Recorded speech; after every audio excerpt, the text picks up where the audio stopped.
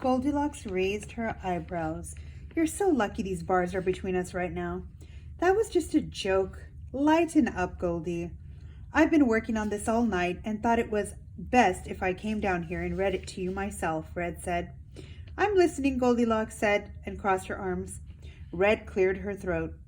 Dear Goldilocks, Red began reading, I'm sorry I ruined your life. Wow, I feel better already after saying that part.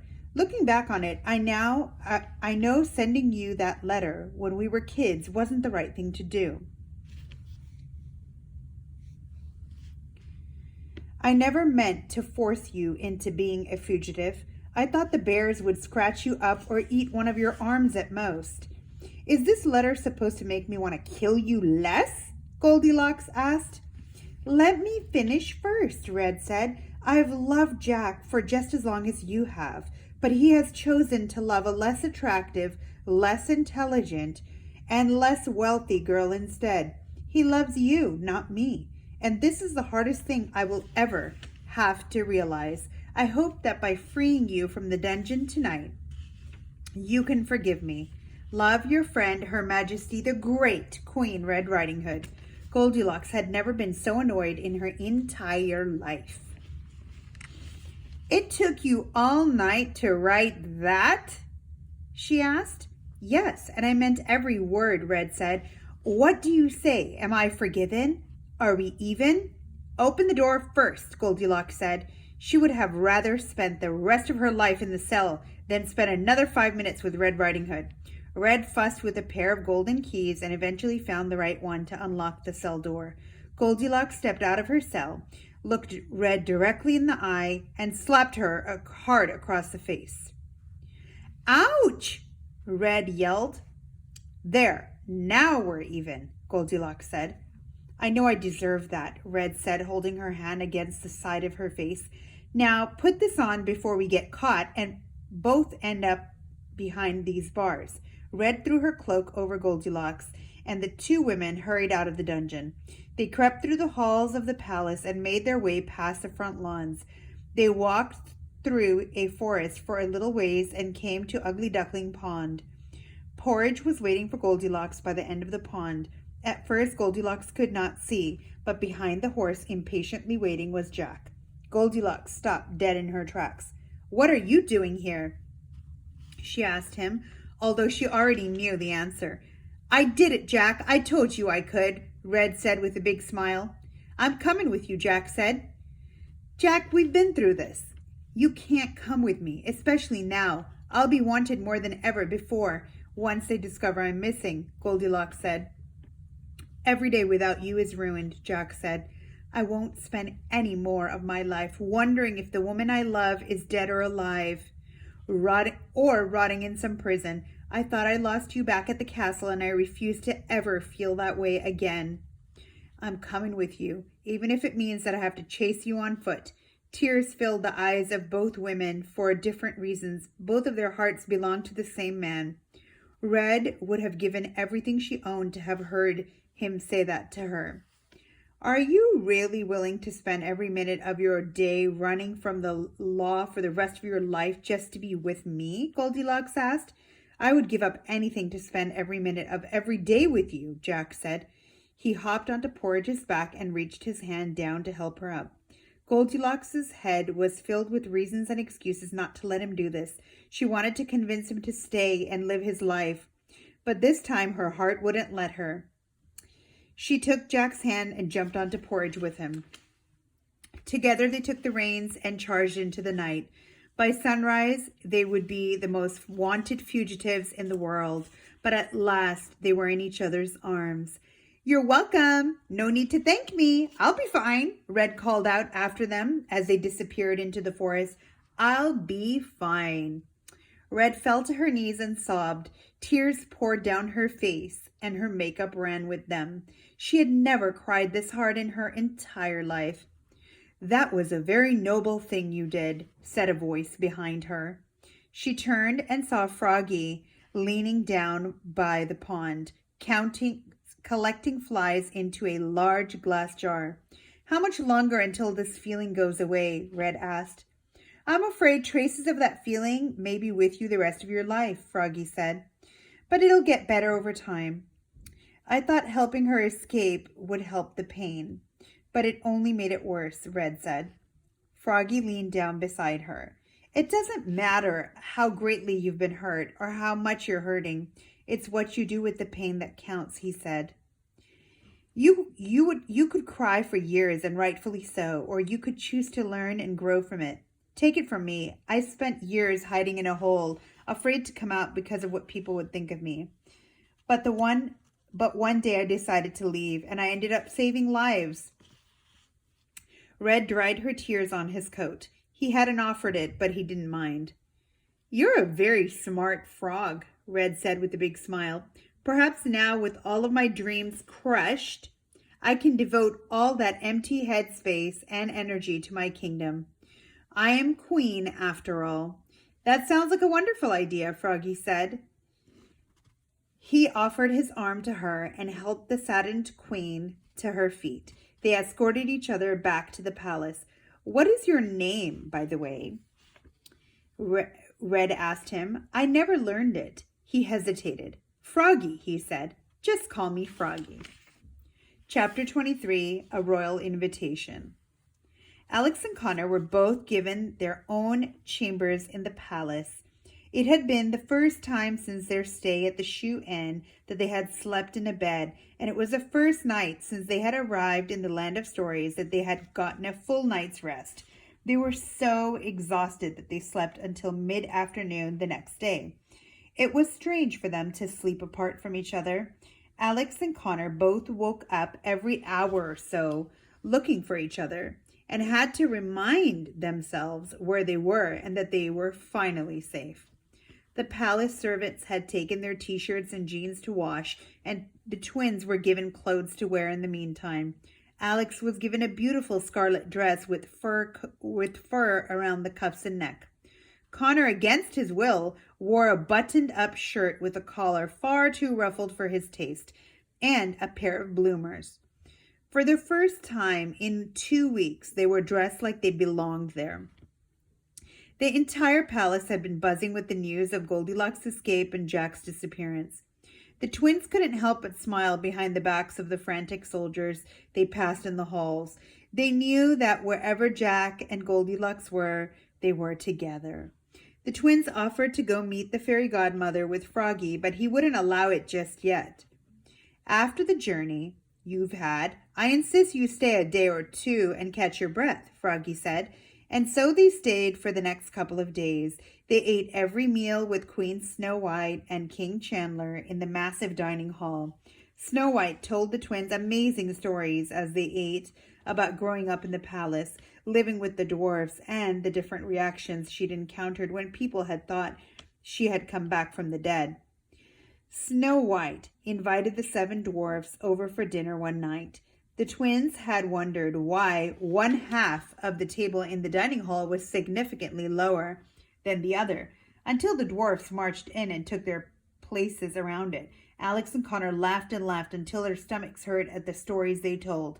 Connor beat all 7 of the dwarfs and Froggy in a game of cards and took all their gold coins. It was the most fun the twins had had since they'd arrived in this fairy tale world. But things became awkward once Connor asked King Chandler, "Why were you so interested in a dead girl anyway?" The twins spent their days in the enormous palace library. Alex scanned through every book on every shelf, looking for anything that could put them on a path to find a new way home. It took her 3 days to go through all the books, but she found nothing. Connor watched her from a sofa every day while enjoying dessert after dessert from the kitchen. "I think it's time we left this place," Alex told Connor. "You want to leave?" Connor asked. "Why? This place is great." "I don't want to overstay our welcome," Alex said. "We're not going to find a way home sitting around in a palace. Froggy said he would help us look. The sooner we start, the sooner we'll be home. Besides, despite what she may do to us, we promised Froggy we would let him take us to the fairy godmother. Maybe if she isn't too mad at us for breaking the glass slipper, she could give us a tip on how to get home." I guess, Connor said sorrowfully, looking down at the cake he was enjoying. His eyes suddenly lit up. You know, there's something we haven't tried. What's that? Alex asked. He stood up, closed his eyes, and began knocking his heels together. There's no place like home. There's no place like home, Connor shouted. He opened one eye and was disappointed to see that he was still in the same place. Just thought I would try it. The next day, the twins packed up all their things and dressed in their own clothes. They tossed the saber from the deepest sea into the fireplace of Alex's room, destroying it, just as they promised the seafoam spirit. They had just arranged to leave with Froggy afternoon that day when Sir Grant found them with some news. We've received a message for you, Sir Grant said. Curious, the twins quickly followed him to the dining hall, where Snow White, Red Riding Hood, and Froggy stood around excitedly. The queens were each holding bright envelopes. A messenger from another kingdom blew his horn upon seeing the twins and presented them with an identical envelope. Cinderella has had her baby, Snow White told the twins. It's a girl. The twins eagerly opened the envelope. It was white and addressed to Alex and Connor Wishington. A golden wax seal on the back was in the shape of a glass slipper. The invitation said, His Highness King Chance Charming and Her Royal Majesty Queen Cinderella cordially invite you to an exclusive celebration of the birth of their child, the unnamed princess, at their palace tomorrow afternoon. How wonderful, Alex said, but why are we invited? Beats me, Connor said. Maybe she needs babysitters. I wasn't expecting to be invited either, Red said. Elected queens are usually left out. So you're usually left out? Connor asked. Red turned the same shade as her coat and didn't answer. Are we going to go? Connor asked. Do you honestly think I'm going to miss this? Alex asked. Besides, we should return the glass slipper and the pieces of the other one to Cinderella. It's the right thing to do. What about Froggy? Connor asked. Froggy made a gesture like he was calming a fire. Oh, don't worry about me, Froggy said. I wasn't personally invited, so I don't want to intrude. I've never cared too much for the Charming Kingdom anyway. Nonsense, Red said. You'll come as my guest, and I won't hear any more of it. She held her head high. Froggy knew he wasn't getting out of this one. We'll go see the baby princess, and then we'll find the fairy godmother with Froggy afterward, Alex decided. Hopefully she'll still turn you back into a human. You mean you're going to become a human? Red asked with a hand over her chest. Yes, Froggy said. It's a long story. Why didn't you just say so? Red said. You have no idea how this changes how I feel about you. Although I must say I'm very proud of myself for being friendly to whatever it is that you are now. If Froggy had eyebrows, they would both have been raised. Come with me right now, Red said, and linked his arm in hers. Let's go plan our outfits for tomorrow. She led Froggy out of the room. He looked back at the twins, his eyes saying, help, but they were too busy holding in laughs to rescue him. By that afternoon, the carriages were loaded and the journey into the Charming Kingdom began. Snow White and King Chandler rode in one carriage and the twins rode in the other with Froggy and Red. They were surrounded by a fleet of soldiers the entire way. Now this is the way to travel, Connor said. The twins kept pointing out familiar land that they had traveled across during their journey. It inspired them to tell Froggy and Red all about the adventures they had had. The Frogman and the Queen were all ears. Froggy croaked a couple of times during the twins' animated retellings, especially during the part about the trolls and goblins. Given their audience, they left out the part about the sneaking into Red's castle and being partially responsible for the fire. The twins kept stopping each other to say, we can never tell Mom about this part, when they got to the more dangerous moments of their trip. The carriages traveled through the night and arrived at Cinderella's palace the following afternoon. Rose petals filled the air and bells rang from afar as the entire kingdom celebrated the birth of their future ruler. Froggy started acting very strange. As soon as they arrived, he was shaky with nerves. The palace made him anxious for some reason.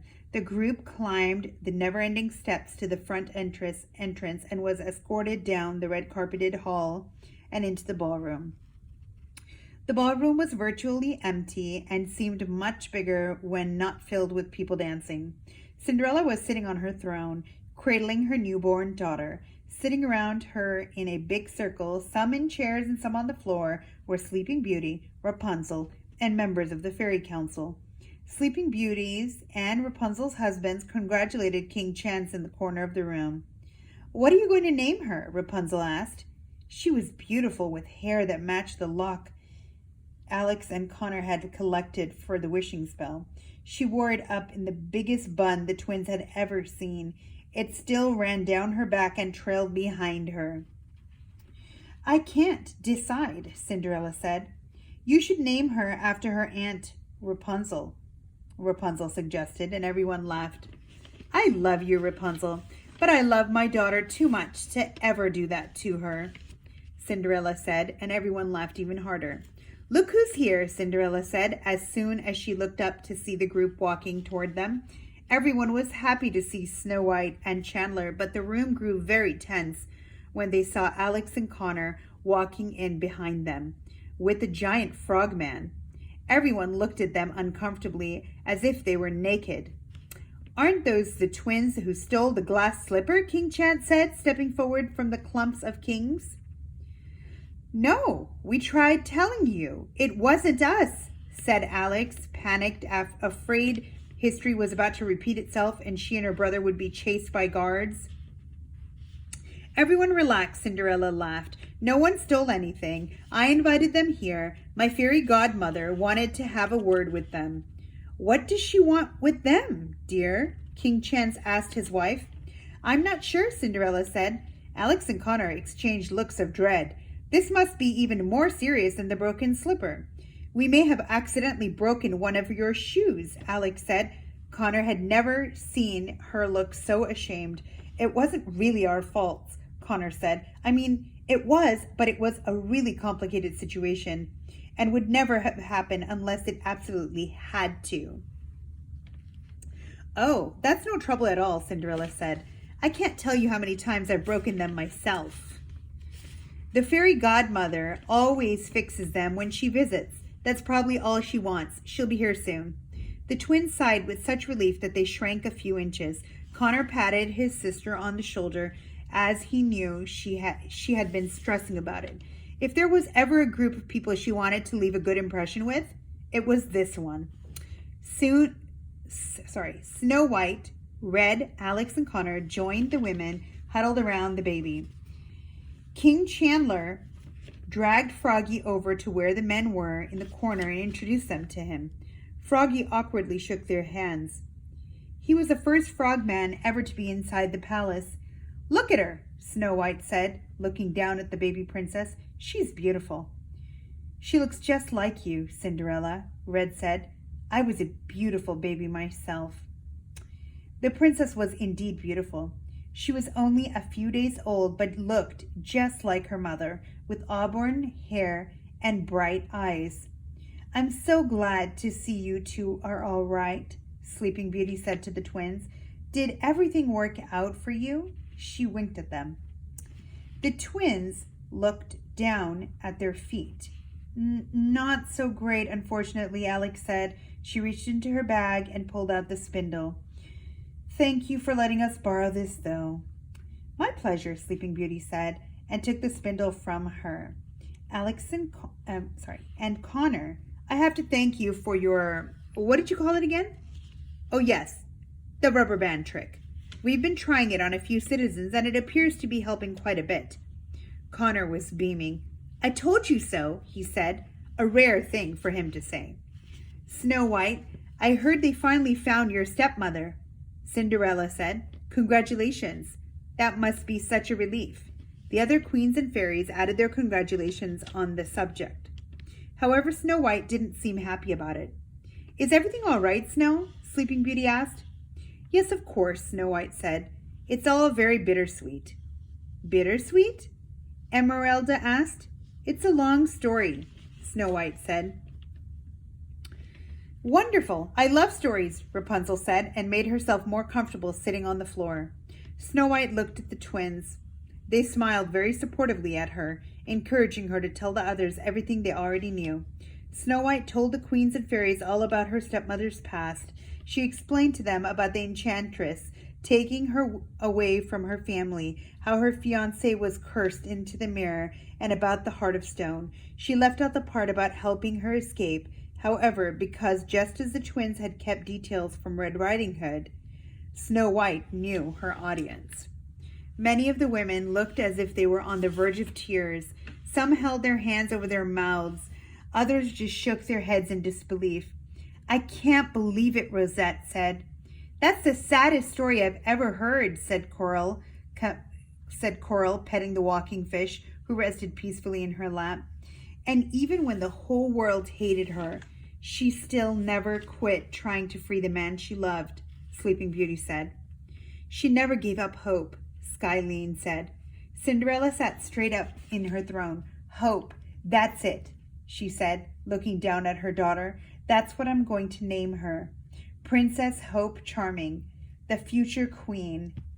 It's beautiful, King Chance said, and kissed his newborn daughter on the forehead.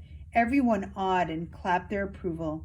Then I believe it's time we christened Princess Hope with a few gifts, Emeralda said, and gestured to the fairies to get on their feet.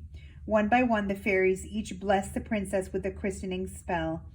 They gave her gifts of wisdom and health, of compassion and wealth, of pride and discipline, and lastly of beauty, although she already had plenty to spare.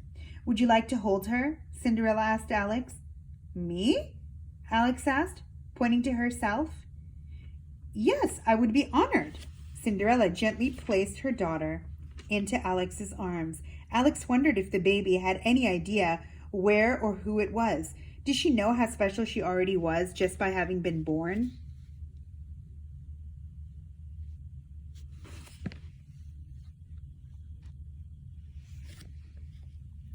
Did she know she was a future queen of a kingdom in the land of stories? The baby yawned. Perhaps she didn't know and was exhausted just thinking about it. The doors of the ballroom opened and the twins saw a familiar face coming toward them. It was Sir Lambton, and he had an enormous grin on his face. Your Majesty, the fairy godmother has arrived, Sir Lambton said. Oh, splendid, Lambton, Cinderella said. Would you let her know where we are? Certainly, Your Highness, Lambton said, but before she joins you, she would like to have a word with the children. Alone. All the heads in the room turned to Alex and Connor, who gulped in unison. She's waiting in the clock tower, Lambton said. The twins slowly walked out of the ballroom with Lambton. He guided them through the palace staircase after staircase up to the clock tower. It's great to see you two again, Lambton told the twins. The fairy godmother has been looking for you two for quite some time now. That cannot be good, Connor said. Are we in trouble? Lambton didn't answer. The twins grew very worried by his silence. Alex pulled out the map and the journal from her bag, along with the piece of the glass slipper. If she's upset about something, we'll just explain ourselves from the very beginning, Alex said. We haven't done anything wrong, have we? Of course not, Connor said. Our intentions were always very good with everything we did, right? The twins and Lambton ran out of stairs to climb and found a round door that led inside the clock tower. Lambton knocked lightly on the door. Come in, said a voice from inside. Here we go, Alex said to Connor. Fingers crossed. Lambton led the twins inside. The clock tower was gigantic. The twins felt like they were in the inside of an enormous antique clock, as there were giant turning gears and mechanisms everywhere you looked. They could see the entire kingdom through the clock face. A short woman was standing with her back to the door, looking out over the kingdom. She wore a long hooded light blue overcoat that sparkled like the night sky. I'll leave you alone now, Lambton said. He promptly shut the door behind him, and left the twins alone with the fairy godmother. The twins cautiously tiptoed closer to the woman. Excuse me? Connor asked. Miss Fairy Godmother? You wanted to see us? The fairy godmother turned to face the children. She was a beautiful older woman with kind eyes and a radiant smile. Her hair was a light brown and was worn up in a gorgeous hairdo. The twins froze. Grandma? Alex gasped.